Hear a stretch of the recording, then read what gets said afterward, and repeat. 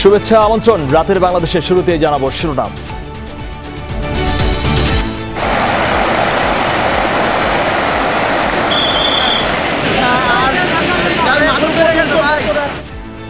বন্যায় এখন পর্যন্ত 13 জনের প্রাণহানি। ফেনী নোয়াখালীতে পানিবন্দীদের উদ্ধারের চেষ্টা, বিচ্ছিন্ন যোগাযোগ ব্যবস্থায় হিমশিম অবস্থা।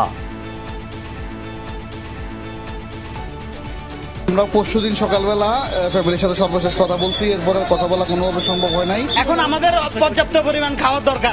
আমরা তো বাসিয়ের মা বাপ তো আরেকজনের বাসায় নিয়ে দিয়েছি। গোমতীর বাঁধে হঠাৎ ভাঙনে তলিয়েছে বুড়িচং সহ কুমিল্লার কয়েকটি উপজেলার বিস্তীর্ণ অঞ্চল। চট্টগ্রামের বিভিন্ন এলাকায় ভোগান্তির শেষ নেই দুর্গতদের।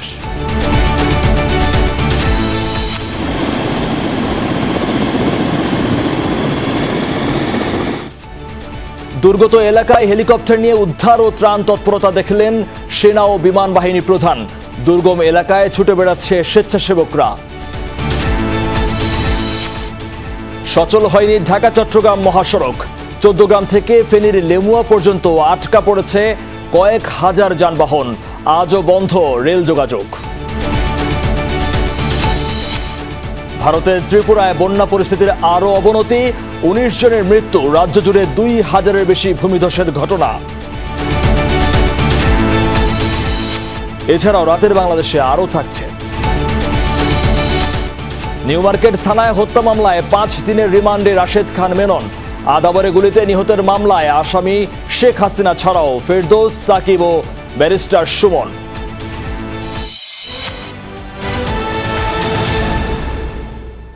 দর্শক, এতক্ষণ শিরোনাম দেখছিলেন, আপনাদের সঙ্গে আছি আমি মহিউদ্দিন মধু।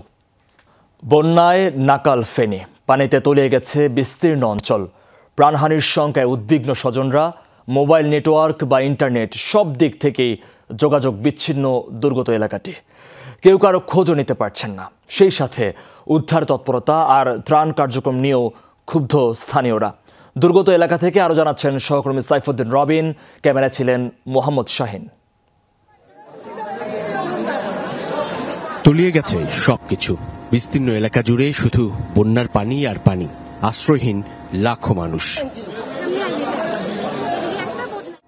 যতদূর চোখ যায় বসত ভিটার যেন কোনো অস্তিত্বই নেই।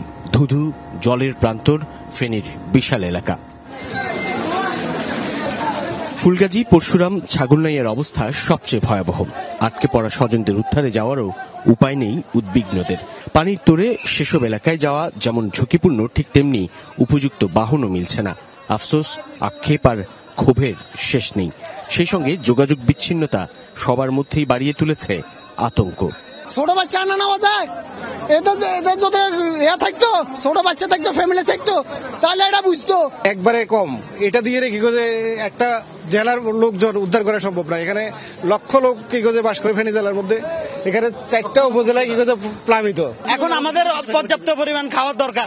আপনারা অনুভবপূর্বক আমাদের কাছারি বাজারকে বাঁচান, কাছারি বাজার পাঠানগরকে বাঁচান। আমাদের অনেক বাচ্চারা ইমিডিয়েটলি তারা অনেক অসুস্থ হয়ে গেছে। শুধু শহরতলির বাইরের উপজেলাগুলো নয়, ফেনী মূল শহরও প্লাবিত হয়েছে। সেখানে পানি বাড়ছে প্রতি মুহূর্তেই। ঘরে থাকার জো নেই নিচু এলাকার কারো।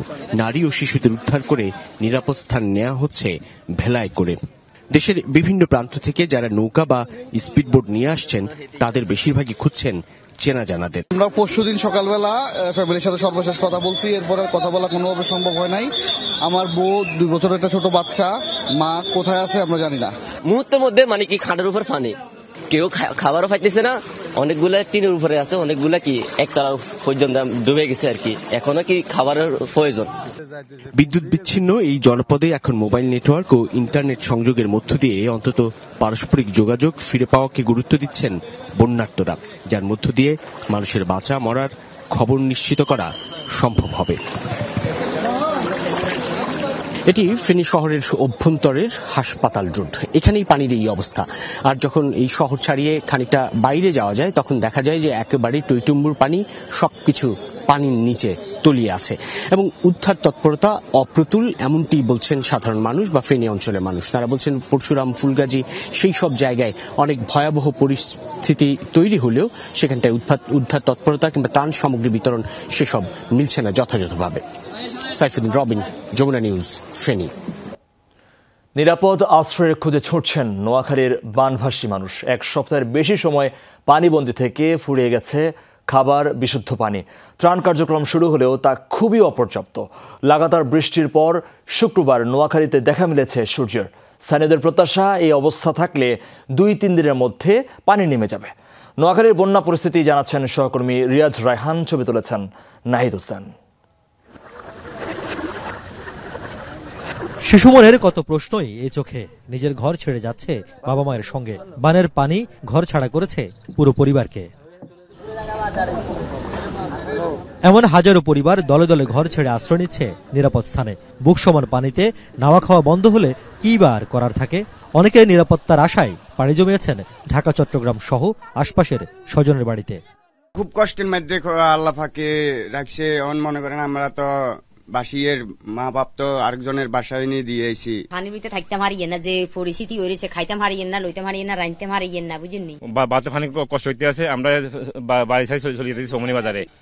নোয়াখালীর বেগমগঞ্জ, সেনবাগ, সোনাইমুড়ি এলাকায় ঘুরে পাওয়া চিত্র বলছে এখনো অন্তত কয়েক লাখ মানুষ পানিবন্দী। বন্ধ রয়েছে রান্না, পয়ঃনিষ্কাশন ব্যবস্থা সহ অতি প্রয়োজনীয় কার্যক্রম। আমাদের পুরো এলাকাতে কেউ না, সব ঘরের ভিতরে পানি। আমার নিজের ঘরের ভিতরে এতটুকু পানি আছে। আমার ভাই বোন ছেলে ফেলে নিয়ে খুব কষ্ট হইতেছে। রাত্রেবেলা আবার পানি আরো বাড়ি যায় কিনা এই টেনশনে মানুষ আরো অসুবিধা।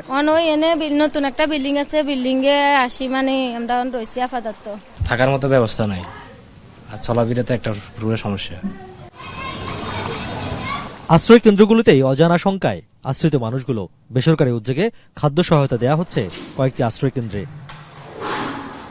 দৈনিক আমরা 1500 জন দুবেলা খাওয়ার প্রস্তুত করতেছি। দুপুরবেলা একবেলা, রাত্রে একবেলা। সমাজের বিত্তবানদেরকে আহ্বান জানাবো, আমরা এই প্রতিদিন আমরা 1 থেকে 1,500 লোকের খাওয়া আমরা এখানে রান্না করি এবং আমাদের স্বেচ্ছাসেবক যারা আছেন এই আলিপুর, কুড়িপাড়ার সমস্ত স্বেচ্ছাসেবক যে অক্লান্ত পরিশ্রম করছেন যুবক ভাইরা। বানভাসীদের অভিযোগ, প্রত্যন্ত অঞ্চলে কয়েকদিন পানিবন্দী থাকলেও সরকারি বা বেসরকারি কোনো সংস্থা তাদের সহযোগিতায় এগিয়ে আসেনি। টান বলতে কেউ কিছু পায় না, কেউ দেয়ও নাই, আয়ও নাই। বাসার মতন আসলে কিছু নেই।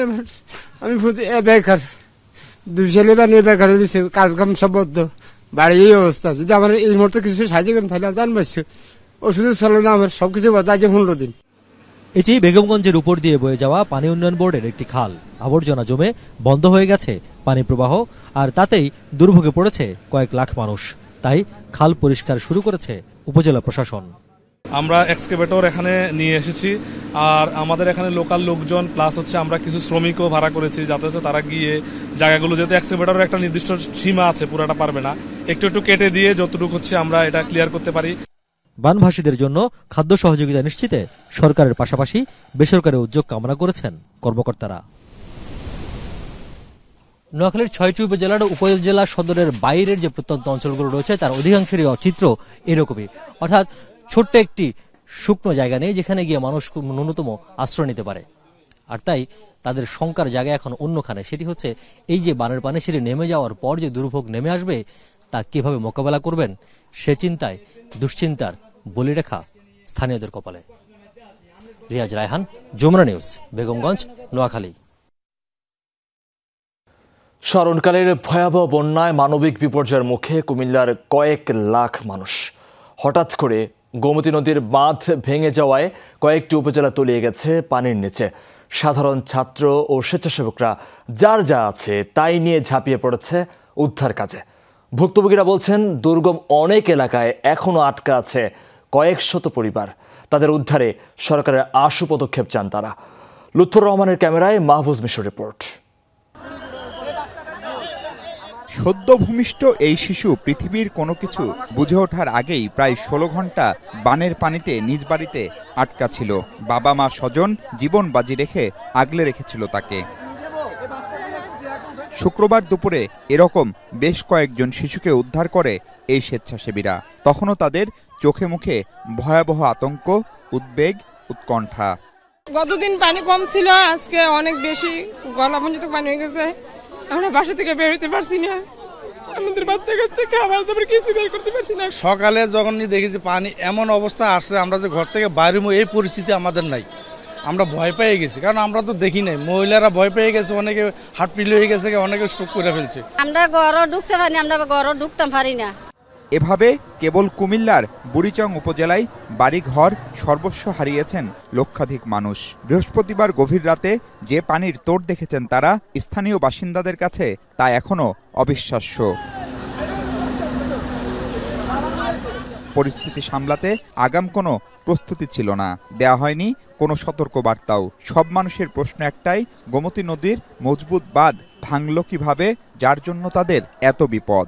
ঘর ডুবে গেছে, রাতে ঘুমাইছিলাম, দেখি আমার ঘর ডুবে গেছে, আমি ঘুমে তুইটা দেখি। আমরা এখান থেকে দৌড়িয়ে দিয়ে বাদ ফিরে গেছে, কিন্তু যেই পানি আইছে না, বাড়ি ঘরে পানি, ঘর বাড়ি ভেঙে গেছে, আর মানুষ আশ্রয় নাই। বুড়বুড়ে বাদ ভাঙছে, এনতে পানি দেবে, আমরা এইদিকে ফিরে গেছি। শুক্রবার সকাল থেকেই কুমিল্লা সদর কিংবা ঢাকা থেকে আসা শিক্ষার্থীরা উদ্ধার কাজ শুরু করলেও দেখা মেলেনি স্থানীয় প্রশাসনের। এমনকি আশ্রয় কেন্দ্রগুলোতেও মানুষ কিংবা গবাদি পশু দেখভালের জন্য ছিল না কোনো পদক্ষেপ। বুকতামান পানি ওদিকে থাকা বহুত মুশকিল, এই আর কি, আল্লাহর উপরে ভরসা। বাড়ির মধ্যে আমরা কোমর পানি হয়ে গেছে, বুক পানি হয়ে গেছে, আমরা বাড়িতে আবার কোনো সুযোগ সুবিধা পাইতে আসছি না। এরপরে আমরা এখান থেকে ফেসবুক গেছে, এরপরে ডাহাডাই করে সবাই ফেসবুকে উঠছি। অনেক খারাপ, কিছুই করা যাইতেছে না। অনেক মানুষ যাইতেছে ভিতরে, আনতেছে, উদ্ধার করতেছে, সবাই যাইতে পারতেছে না। এমন অনেক জায়গা আছে যাওয়ার মতন না। ভুক্তভোগীদের শঙ্কা, কুমিল্লার এসব এলাকায় সহসাই পানি নামবে না, কোনো কারণে বৃষ্টি হলে তা আরও বাড়তে পারে বলেও শঙ্কা তাদের। আকস্মিক এই বন্যায় কুমিল্লার মানুষ যেরকম স্তম্ভিত, তার সাথে সবচেয়ে বড় প্রশ্ন, এত পানি তারা তাদের জীবদ্দশায় আগে দেখেননি। এবার এত পানি কোথা থেকে আসলো, কিভাবে এলো এবং কেন এত ধ্বংসযোগ্য হলো, তার প্রকৃত কারণ জানতে চান তারা। সেই সাথে তারা চান এই অবস্থার দ্রুত অবসান হোক, তার জন্য যা দরকার তা করুক অন্তর্বর্তীকালীন সরকার। মাহফুজ মিশু, যমুনা নিউজ, বুড়িচং, কুমিল্লা। ফেনী ও কুমিল্লার বন্যা কবলিত এলাকা পরিদর্শন করেছেন সেনাপ্রধান জেনারেল ওয়াকারুজ্জামান। দুপুরে তিনি হেলিকপ্টার যোগে ফুলগাজী ও পরশুরাম সহ কুমিল্লার বেশ কিছু এলাকার পরিস্থিতি পর্যবেক্ষণ করেন। উদ্ধার কাজ ও ত্রাণ তৎপরতা নিয়ে প্রয়োজনীয় দিক নির্দেশনা দেন সেনাবাহিনীর সদস্যদের। ফেনী, কুমিল্লা সহ এই মুহূর্তে বাংলাদেশের বিভিন্ন প্রান্তে যারা বন্যা দুর্গত আছেন তাদের পরিস্থিতি সরেজমিনে দেখতে সেনাবাহিনী প্রধান জেনারেল ওয়াকারুজ্জামান শুক্রবার বিকেল ৩টা নাগাদ হেলিকপ্টারে করে নিজের গন্তব্যে রওনা হন। তার গন্তব্যের সাথী ছিল যমুনা টেলিভিশন। আর্মি এভিয়েশন গ্রুপের হেলিপ্যাড থেকে সেনাপ্রধানের প্রথম গন্তব্য কুমিল্লা সেনানিবাস। উদ্দেশ্য বন্যা কবলিত এলাকায় সেনাবাহিনীর কার্যক্রম ও প্রস্তুতি সম্পর্কে জানা।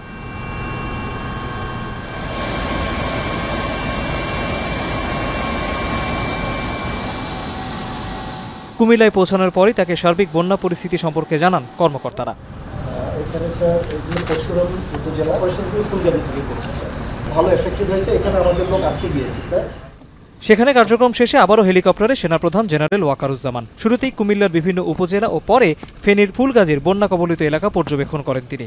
এ সময় বিভিন্ন বাড়ির ছাদে যেসব মানুষ অবস্থান নিয়েছিল তাদের নিরাপদ আশ্রয়ে সরিয়ে নেয়ার নির্দেশনা দেন সেনাপ্রধান। ফেনীর পরশুরামে তিনি পর্যবেক্ষণ করেন সেনাবাহিনীর ত্রাণ কার্যক্রম ও উদ্ধার তৎপরতা।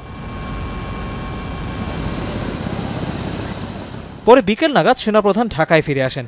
এর আগে শুক্রবার সকালেই জানানো হয় ফেনী, চট্টগ্রাম, কুমিল্লা, নোয়াখালী, সুনামগঞ্জ ও হবিগঞ্জে চলমান বন্যায় ক্ষতিগ্রস্তদের সহায়তায় সেনাবাহিনীর সব সদস্যদের একদিনের বেতনের সমপরিমাণ অর্থ প্রধান উপদেষ্টা ত্রাণ তহবিলে দেয়া হয়েছে। তৌহিদ হোসেন, যমুনা নিউজ, ঢাকা। এদিকে সেনাবাহিনীর হেলিকপ্টারে মুমূর্ষু অবস্থায় উদ্ধার করা অন্তঃসত্ত্বা নারী মা হয়েছেন।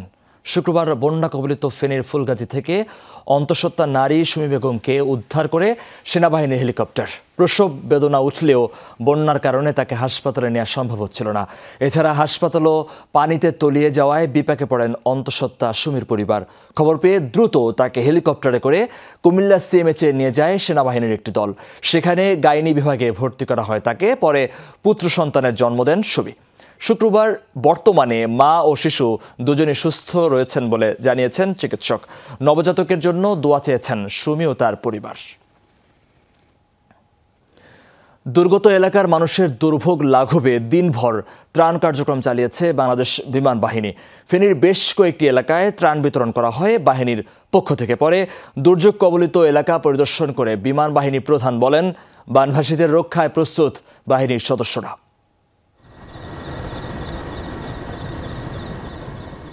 চারিদিকে শুধুই পানি আর পানি। তীব্র স্রোতে ভেসে গেছে বসতভিটা। তিল পরিমাণ জমিও শুকনো নেই মানুষ কিংবা গবাদি পশুর জন্য। দেশের উত্তর পূর্বাঞ্চলের 11 জেলায় 45 লাখ মানুষ এখন পানিবন্দী অবস্থায় দিন পার করছে।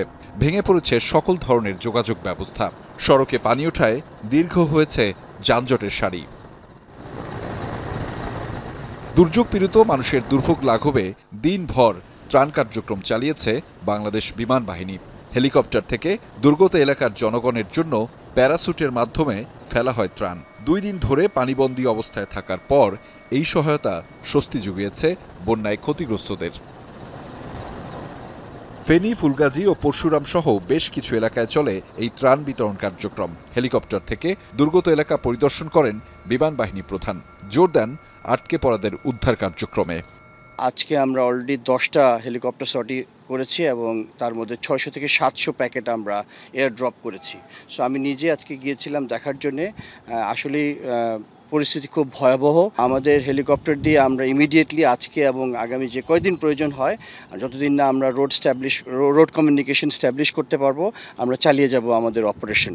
পরবর্তীতে আমাদের ইচ্ছা আছে আমাদের মেডিকেল টিমও যাবে। ত্রাণ বিতরণে সরকারি, বেসরকারি, সামরিক ও বেসামরিক সকলের সহযোগিতা অব্যাহত রাখার কথাও জানান তিনি। ব্যক্তি উদ্যোগ কিংবা বেসরকারি এবং সরকারিভাবে হোক, এছাড়া সামরিক কিংবা বেসামরিকভাবে যেভাবেই হোক না কেন, এই মুহূর্তে দুর্গত এলাকার মানুষজনদের পাশে দাঁড়ানোটা হচ্ছে সবার জন্য জরুরি। এবং তাহলেই এই দুর্যোগ কবলিত মানুষজনকে একটু স্বস্তি দেওয়া যাবে, তাদের পাশে একটু দাঁড়ানো যাবে। আহমেদ রেজা, যমুনা নিউজ, পরশুরাম, ফেনী। সন্ধ্যায় বন্যা দুর্গত নোয়াখালী আশ্রয় কেন্দ্র পরিদর্শন ও ত্রাণ বিতরণ করেছেন অন্তর্বর্তীকালীন সরকারের যুব ও ক্রীড়া উপদেষ্টা আসিফ মাহমুদ। এই সময় তিনি বলেন, বন্যা পরবর্তী ক্ষয়ক্ষতি মোকাবেলায় প্রয়োজনীয় সব প্রস্তুতি নেওয়া হয়েছে। বন্যা পরবর্তীতে খাদ্য সংকট ও নানাবিধ রোগ ব্যাধি দেখা দিতে পারে, তাই খাদ্য ও রোগ ব্যাধির কথা মাথায় রেখে প্রয়োজনীয় প্রস্তুতি গ্রহণ করা হয়েছে বলেও জানান তিনি। এই সময় আসিফ মাহমুদ জানান, প্রয়োজনীয় চিকিৎসা সরঞ্জাম ও ওষুধ সরবরাহে বিভিন্ন কোম্পানির সঙ্গে আলোচনা হয়েছে। দুর্যোগ পরবর্তী যে চ্যালেঞ্জগুলো আসে, পানিবাহিত রোগ সহ আরো যে চ্যালেঞ্জগুলো আসে, সেগুলো মোকাবেলার জন্য আমাদের প্রস্তুতি আছে। বিভিন্ন ওষুধ কোম্পানিগুলোর সাথে আমাদের কথা হচ্ছে যেন তারাও এই সময়ে এগিয়ে আসে। এবং একই সাথে শুধুমাত্র মানুষ না, গবাদি পশু সহ অন্যান্য গবাদি পশুর যেই খাদ্য সংকট তৈরি হয় সেটার জন্য আমাদের প্রস্তুতি আছে। হবিগঞ্জ, লক্ষ্মীপুর, ব্রাহ্মণবাড়িয়া সহ বন্যা কবলিত অন্য জেলাগুলোতেও কমেনি ভোগান্তি। পানিবন্দী বহু মানুষ। জীবন বাঁচাতে আশ্রয় কেন্দ্রগুলোতে ভিড় করছেন হাজার হাজার বানভাসী মানুষ। হবিগঞ্জে দুর্গত এলাকা পরিদর্শনে গিয়ে পানি সম্পদ ও পরিবেশ উপদেষ্টা সৈয়দা রিজওয়ানা হাসান বলেছেন, উজানের দেশ হিসেবে পানি ছাড়ার আগে আন্তর্জাতিক আইন মানা হয়নি। এদিকে খুলনায় মেরামতের একদিন পর বাঁধ ভেঙে প্লাবিত নিম্নাঞ্চল।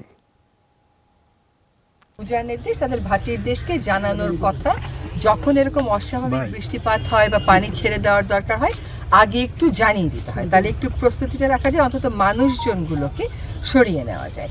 তো সেটা এবার প্রতিপালিত হয়নি। বন্যার কারণে স্থবির ঢাকা চট্টগ্রাম মহাসড়ক। কুমিল্লার 14 গ্রাম থেকে ফেনীর লেমুয়া ব্রিজ পর্যন্ত প্রায় 30 কিলোমিটার এলাকায় দেখা দিয়েছে যানজট। গতকাল থেকে কয়েক হাজার যানবাহন আটকে আছে মহাসড়কে। হাইওয়ে পুলিশ জানিয়েছে বন্যায় ক্ষতিগ্রস্ত হয়েছে লেমুয়া ব্রিজ, পারাপারে তৈরি হয়েছে ঝুঁকি, এতে দুপ্রান্ত আটকা সব যানবাহন। ছড়িয়ে পড়েছে যানজট, ঘন্টার পর ঘন্টা সড়কে আটকা চালক যাত্রীরা, এতে চরম বিপাকে পড়েছেন তারা। অনেকে খাবারের জন্য মহাসড়কের পাশের দোকানগুলোয় ভিড় জমাচ্ছেন, সেখানে অতিরিক্ত দাম রাখার অভিযোগ করেছেন যাত্রীরা। কালকে বিকাল 4টা থেকে এখানে আটকা পড়ে আছি আমরা, যে পরিমাণ হারে কষ্ট করতেছি এখানে, তাই কোনো না একটা সেফটি নাই। আবার স্পিডিং বোট নৌকা গেছে, আমরা দেখতেছি অবশ্য রং সাইড দিয়ে মনে করেন ওখানে মানুষ উদ্ধার করতে আবার অনেক গেছে। আমরা শুনছি যে আপনার যে ফেনী যে লেমুয়া ব্রিজটা আছে ওইটা নাকি ফাটল ধরছে, গাড়ি যাইতে দিতেছে না। দর্শক, আমরা বন্যা পরিস্থিতির খবর জানবো সহকর্মীদের কাছ থেকে। শুরুতেই নোয়াখালীতে যুক্ত আছেন সহকর্মী মোতাসিম বিল্লাহ সবুজ। সবুজ, দুর্গত এলাকাগুলোর এখনকার চিত্র কেমন দেখছেন? ত্রাণ সরবরাহ বা সংগ্রহের বিষয়ে কি তথ্য আছে আপনার কাছে? আসলে 20 লাখ লোক সবাইকে যে উদ্ধার করা গেছে তা কিন্তু না, সবাই এখনো অধিকাংশ মানুষে আসলে পানিবন্দী হয়ে রয়েছে এবং এখন গুরুত্বপূর্ণ কাজ হচ্ছে যে মানুষগুলোকে উদ্ধার করা হয়েছে তাদের কাছে খাদ্য সহায়তা পৌঁছানো বা তাদেরকে খাবার সরবরাহ করা। আর নোয়াখালীতে এ পর্যন্ত প্রায় 500টি আশ্রয় কেন্দ্রে, আর আশ্রয় কেন্দ্র আপনাকে বলে রাখি যে শুধু স্কুল, মাদ্রাসা বা কমিউনিটি সেন্টার বা বিভিন্ন হসপিটালগুলো রয়েছে। গতকাল আমরা দেখি যে মসজিদগুলো আসলে আশ্রয় কেন্দ্র হিসেবে খোলা হয়েছে এবং সেখানে আসলে খাবার পৌঁছে দেওয়াটা এখন প্রশাসন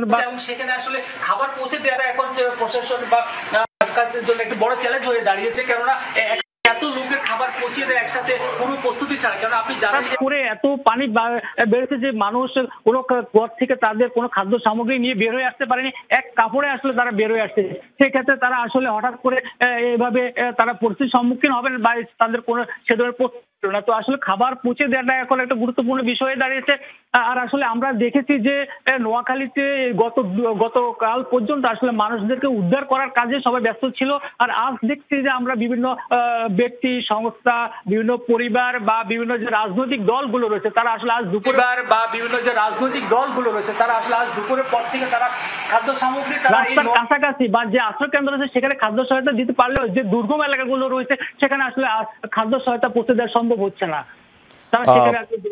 সবুজ, আপনাকে ধন্যবাদ। আমাদের সাথে আরেকজন সহকর্মী যুক্ত আছেন আনিস কবির, তিনি আছেন লক্ষ্মীপুর থেকে। আনিস কবির, সারাদিন তো একটা পরিস্থিতি গেল, এখন প্রায় 10:30 বাজে, এখন দুর্গত এলাকায় ত্রাণ বিতরণে কি পরিস্থিতি, কি অবস্থা দেখছেন আপনি?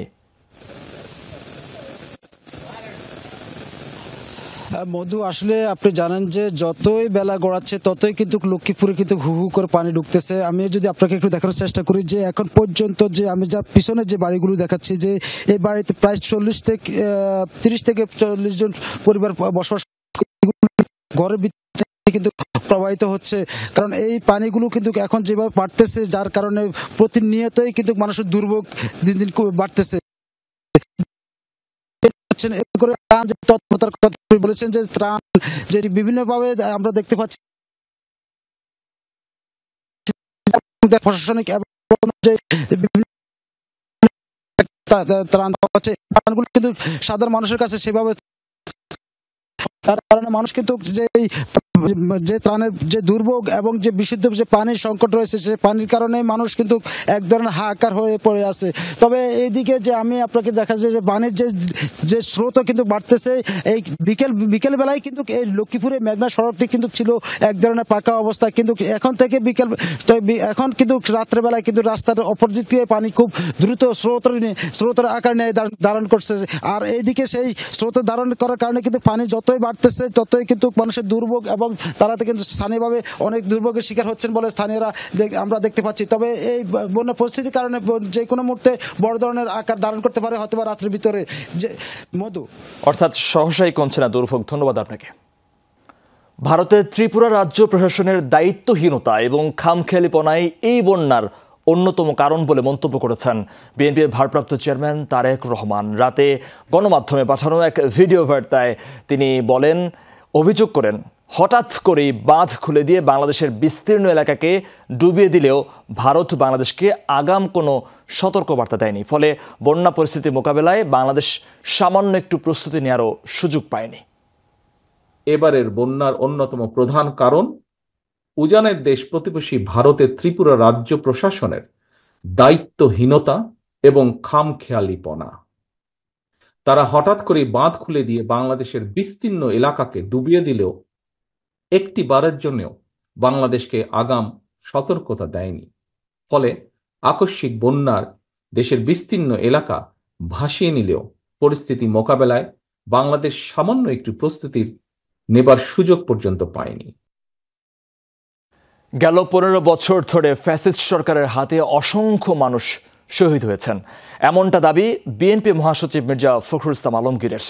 বিকেলে রাজধানীর মহাখালীতে সাবেক রাষ্ট্রদূত সিরাজুল ইসলাম সবুজের স্মরণ সভায় যোগ দেন তিনি। বলেন, বাংলাদেশ একজন দেশপ্রেমিক কূটনৈতিক হারিয়েছে।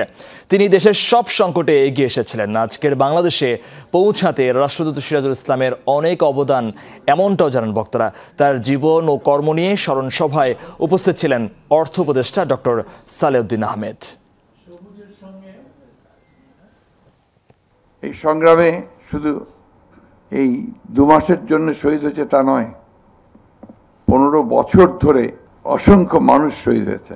এই ভয়াবহ ফ্যাসিস্টের হাত থেকে দেশকে রক্ষা করবার জন্য প্রাণ দিয়েছে রাজপথে। সবুজ লড়াই করেছে তার লেখনীর মধ্যে দিয়ে, কথার মধ্যে দিয়ে। বন্যার্তদের পাশে দাঁড়াতে সবার প্রতি আহ্বান জানিয়েছেন জাতীয় পার্টির চেয়ারম্যান জি.এম. কাদের। শুক্রবার নিজ কার্যালয়ে বন্যার্তদের জন্য ত্রাণ তহবিল গঠন বিষয়ক সভায় একথা বলেন তিনি।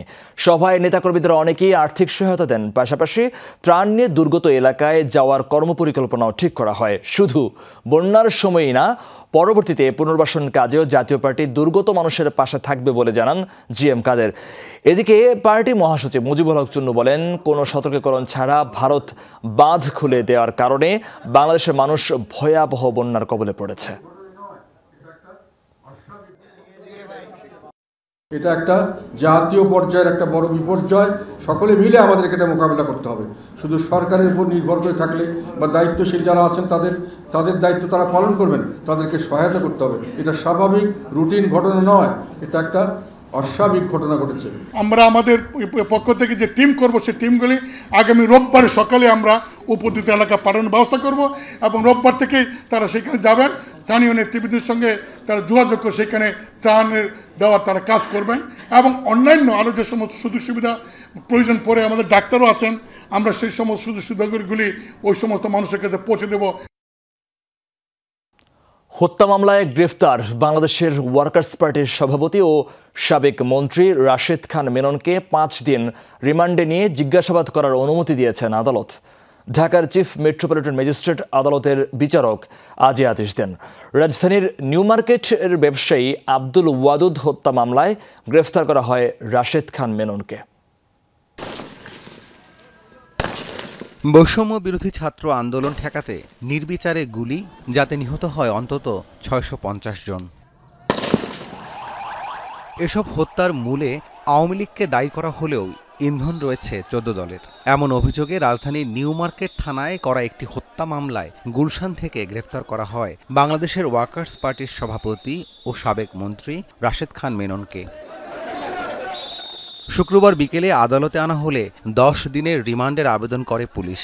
শুনানি শেষে 5 দিনের রিমান্ড মঞ্জুর করেন আদালত। হত্যার সঙ্গে এই আসামি রাশেদ খান মেনন, যারা উস্কানিদাতা, পরামর্শদাতা, কিভাবে ছাত্র জনতার উপরে 14 দলের সহায়তায় গুলি করা হলো এবং কারা কারা এই ষড়যন্ত্রের সঙ্গে জড়িত, তাদেরকে বের করার জন্য আরও জিজ্ঞাসাবাদ করার প্রয়োজন। এদিকে সাবেক প্রধানমন্ত্রী শেখ হাসিনা সহ 156 জনের নাম উল্লেখ করে রাজধানীর আদাবর থানায় আরেকটি হত্যা মামলা দায়ের হয়েছে। এই মামলায় অন্যদের মধ্যে ওবায়দুল কাদের ছাড়াও আছেন চিত্রনায়ক ফেরদৌস, ক্রিকেটার সাকিব আল হাসান ও ব্যারিস্টার সুমন সহ ডজন খানেক সাবেক মন্ত্রী, এমপি। রাব্বি সিদ্দিকী, যমুনা নিউজ, ঢাকা। বন্যার মধ্যেই জন্ম নেয়া ফুটফুটে শিশুকে উদ্ধার করল র্যাবের হেলিকপ্টার। শুক্রবার সকালে ফেনীতে একটি স্কুল ভবনের আশ্রয় কেন্দ্র থেকে মা ও শিশুকে উদ্ধার করে কুমিল্লা সেনানিবাসের হাসপাতালে নেয় র্যাব সদস্যরা। অন্য বাহিনীর মতো র্যাবের হেলিকপ্টার দিয়ে দিনভর চলেছে ত্রাণ ও উদ্ধার কার্যক্রম।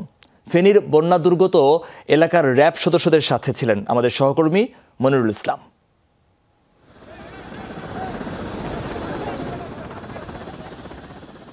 ফেনীর পরশুরামে আশ্রয়কেন্দ্র হিসেবে ব্যবহৃত একটি স্কুল ঘরে জন্ম নেয় ফুটফুটে শিশুটি। তারপরও পরিবারের নেই উচ্ছ্বাস আনন্দ, কারণ চারদিকে থই থই পানি। খবর পেয়ে হেলিকপ্টার নিয়ে নবজাতক সহ অসুস্থ মাকে উদ্ধার করে কুমিল্লা সিএমএইচে ভর্তি করে র্যাব সদস্যরা। শুক্রবার এরকম 2 নবজাতককে উদ্ধার করেছে র্যাব। পানিবন্দীদের উদ্ধারের পাশাপাশি দিনভর চলে ত্রাণ কার্যক্রম। ফেনী, নোয়াখালী, কুমিল্লার বিভিন্ন জায়গায় শত শত প্যাকেট শুকনো খাবার, ওষুধ, স্যালাইন ফেলা হয় হেলিকপ্টার থেকে। ক্ষতিগ্রস্ত এলাকায় একটা হেলিকপ্টারের দেখা পেলে ছাদে ছুটে যাচ্ছেন শত শত মানুষ। উদ্ধার ও ত্রাণের প্রত্যাশায় উড়াচ্ছেন লাল কাপড়। আমরা এই মুহূর্তে আছি ফেনীর পরশুরাম উপজেলার সবচেয়ে ক্ষতিগ্রস্ত যে এলাকাতে, সেখানে দুর্গতদের মাঝে ত্রাণ বিতরণ হচ্ছে এবং প্রতিটা ভবনের সামনে এসে মসজিদ ভবন রয়েছে, স্কুল ভবন রয়েছে, সেই ভবনের ছাদের উপরে শত শত মানুষ, হাজার হাজার মানুষ তারা অবস্থান নিয়েছে। আসলে এই মানবেতর পরিস্থিতি নিজের চোখে না দেখলে বোঝা যাবে না।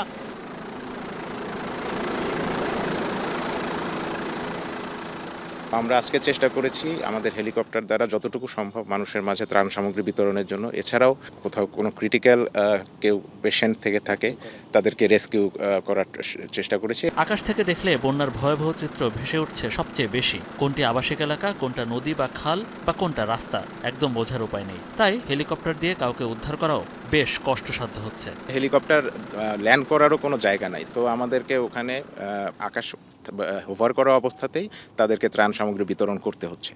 সো এটা মেইন চ্যালেঞ্জটা হচ্ছে সবার মধ্যে আমাদের এই ত্রাণ সামগ্রীটা পৌঁছানো। দিনভর র্যাবের 2টি হেলিকপ্টারের ত্রাণ কার্যক্রম চালানো হয়। বন্যা এবং তৎপরবর্তী পুনর্বাসন কার্যক্রমে বাহিনীর পক্ষ থেকে সর্বোচ্চ চেষ্টা করা হবে বলে জানিয়েছেন কর্মকর্তারা। মনিরুল ইসলাম, যমুনা নিউজ, ফেনী। রাজধানীর ওয়ারিতে কেনা জমি থেকে উচ্ছেদ করার অভিযোগ করেছেন এক ব্যবসায়ী। তার দাবি 92% জমির ওই প্লটটি কিনতে বিভিন্ন সময়ে মোট 71 কোটি টাকা পরিশোধ করেছেন তিনি। আদালতের মাধ্যমে পুরো টাকা এবং জমি বুঝে নেন উভয় পক্ষ, এমন দাবি ওই ব্যবসায়ীর। তারপরও সরকার পরিবর্তনের পর জমির আগের মালিক হামলা করে তা দখলে নেয় বলে অভিযোগ করেন তিনি। ওয়ারির নবাব স্ট্রিটে 92% এই প্লটটি বিক্রির তোড়জোড় শুরু হয় 2011 সালে। পুরো জমির মালিক দাবিকারী সৈয়দ আজহারুল কবির। আল মুসলিম গ্রুপের ব্যবস্থাপনা পরিচালক মোহাম্মদ আবদুল্লার কাছে জমিটি বিক্রি করতে 45 কোটি 70 লাখ টাকা দাম নির্ধারণ করা হয়। পরে জমি রেজিস্ট্রি করতে গিয়ে ধরা পড়ে পুরো জমির মালিক সৈয়দ আজহার নন। এমন প্রতারণার বিষয়টি তুলে ধরেন ব্যবসায়ী মোহাম্মদ আবদুল্লাহ। কোর্টে সে চেক বুঝা মাননীয় জাজ সাহেব তাকে জিজ্ঞেস করেন যে আপনার টাকা বুঝা পাইছেন? হ্যাঁ বুঝা পাইছি। তারপরে সে কোর্টে সোলেনামা দেয়, যে তখন ওই সোলেনামায় কিন্তু শেষ পুরা জায়গা বুঝাই দেয়। আমাদেরকে জিজ্ঞেস করে আপনি জায়গা বুঝা পাইছেন? আমরা জায়গা বুঝা পাইছি। মোহাম্মদ আবদুল্লাহ দাবি করেন আদালতের মাধ্যমে উভয় পক্ষ জমি এবং অর্থ বুঝে নেন, কিন্তু সরকার পরিবর্তনের পর হঠাৎ তার কেনা জমি আবার দখল করে নেয় বিরোধী পক্ষ। হঠাৎ তারা আইসা কিছু ডিল পাথর মাইরা আমাদের অ্যাডমিনের ম্যানেজার তুষার এর পায়ে গুলি করে দিল। এরা কিছু সন্ত্রাসী খারাপ লোকজন যারা আসছিল তারা পুরো জায়গা দখল করে নিয়ে নিল। এই অবস্থায় তার পরবর্তীতে তো আমরা যেখানেই যাই কোথায় বিচার পাই না। ব্যবসায়ী মোহাম্মদ আবদুল্লাহর আইনজীবীরা ক্রাইম রিপোর্টার্স অ্যাসোসিয়েশনে শুক্রবার করা সংবাদ সম্মেলনে দাবি করেন পুরো অর্থ পরিশোধ করেই জমিটি যে কেনা হয়েছে তার সমস্ত নথি রয়েছে তাদের কাছে। সোলেনামার শর্ত অনুযায়ী সৈয়দ আজহারুল কবির 1 নং নবাব স্ট্রিটের সম্পূর্ণ জায়গায় তার কোনো অংশ অবশিষ্ট নেই মর্মে তিনি ওই সোলেনামায় স্বাক্ষর প্রদান করেন। শাকিল হাসান, যমুনা নিউজ। ভারতের ত্রিপুরায় বন্যা পরিস্থিতির আরও অবনতি হয়েছে। এখন পর্যন্ত 19 জনের মৃত্যুর খবর জানিয়েছে প্রশাসন।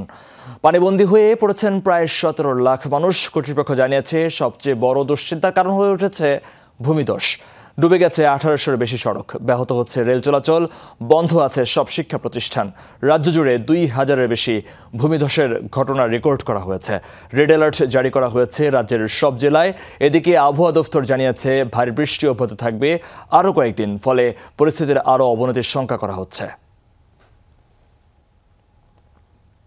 দর্শক, এই ছিল রাতের বাংলাদেশে। এতক্ষণ সাথে থাকার জন্য ধন্যবাদ আপনাদের সবাইকে।